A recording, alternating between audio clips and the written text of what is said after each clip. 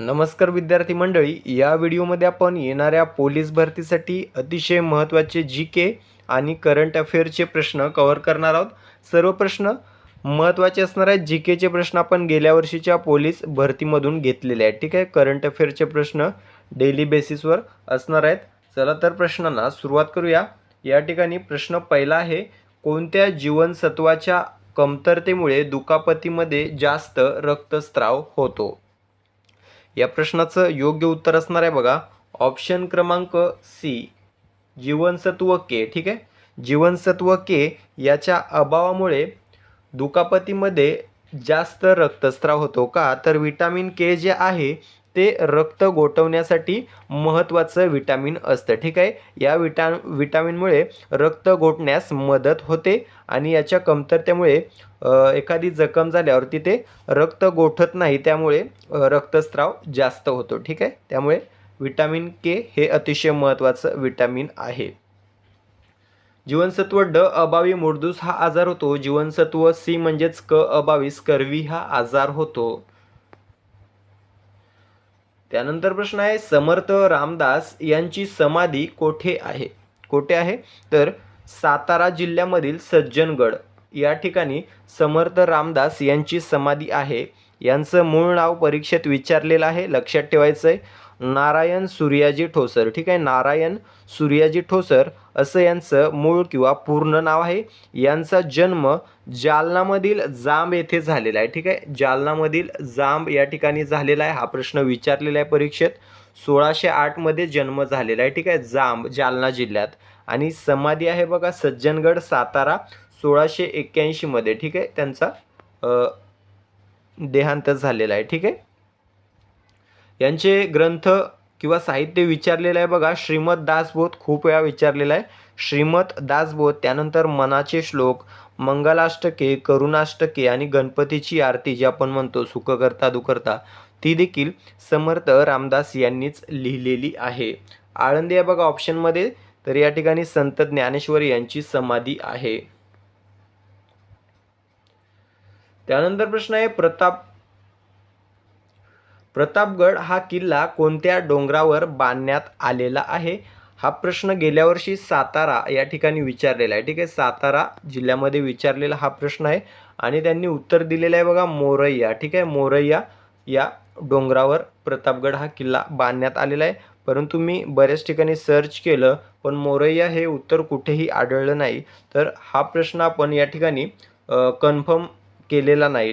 ठीक आहे. त्यामुळे या प्रश्नाचं नेमकं उत्तर काय ते तुम्ही मला कमेंट करून सांगू शकता. नेमकं कोणत्या डोंगरावर आहे प्रतापगड? ठीक आहे. त्यानंतरचा प्रश्न आहे, सूर्यमालेतील सूर्यापासून सर्वात लांबचा ग्रह कोणता? कोणता आहे? तर नेपच्यून. ऑप्शन क्रमांक डी, नेपच्यून हा सूर्यमालेतील सूर्यापासून सर्वात लांबचा ग्रह आहे. सर्वात जवळचा कोणता आहे? तर बुध. ठीक आहे. सर्वात जवळचा बुध आहे. सर्वात लांबचा आहे नेपच्यून. ठीक आहे.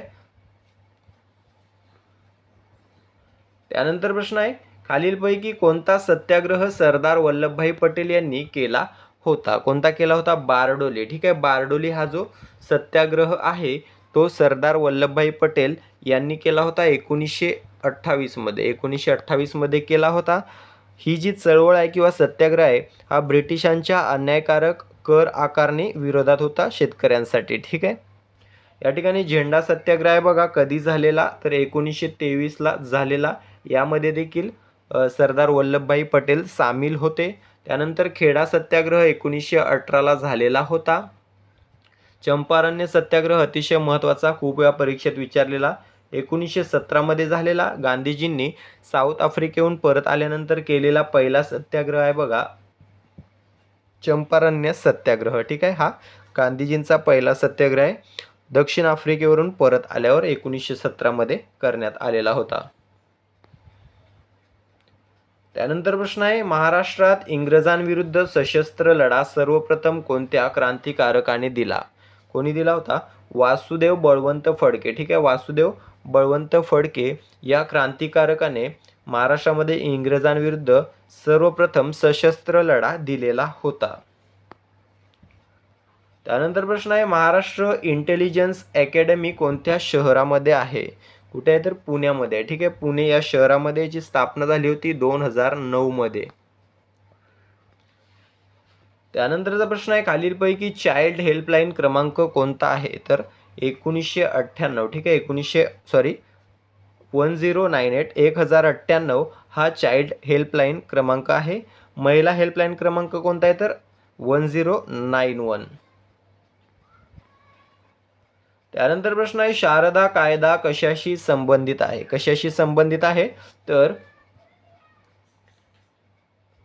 बालविवाह. ठीक आहे, शारदा हा जो कायदा आहे तो बालविवाहाशी संबंधित कायदा आहे, जो 1929 मध्ये आलेला होता. ठीक आहे, 1929 मध्ये तयार झालेला होता. त्यानंतरचा प्रश्न आहे क्रांतिसिंग नाना पाटील यांनी कोणती सेना उभारली होती?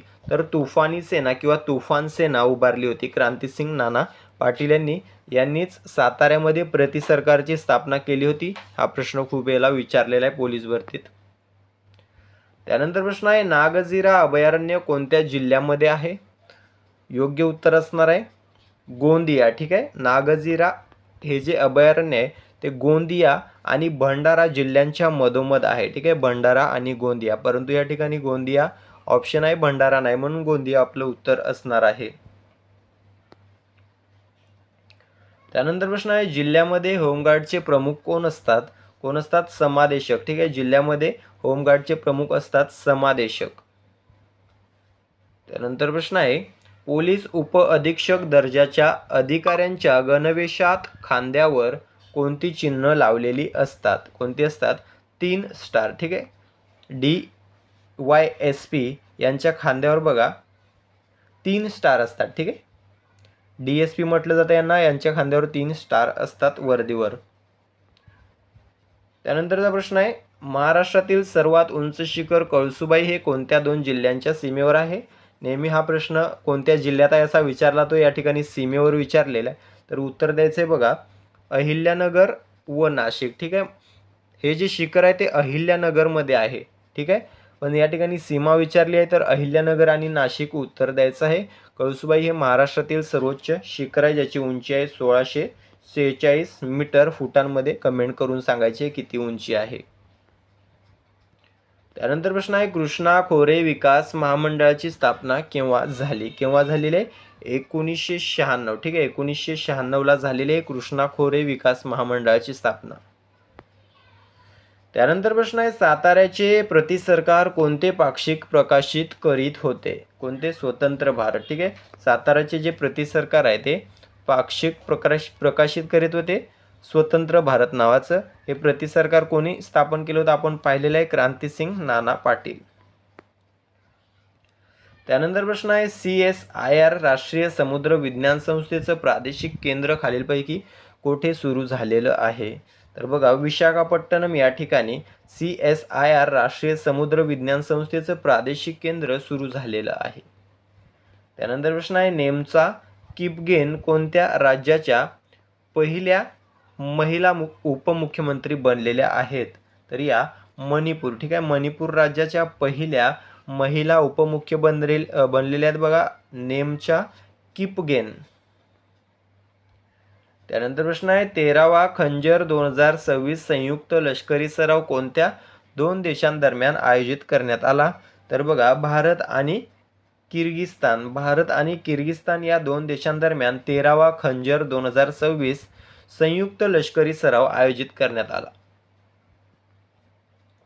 त्यानंतर प्रश्न आहे सुप्रीम कोर्टात युक्तिवाद करणारे पहिले मुख्यमंत्री कोण बनलेले आहेत?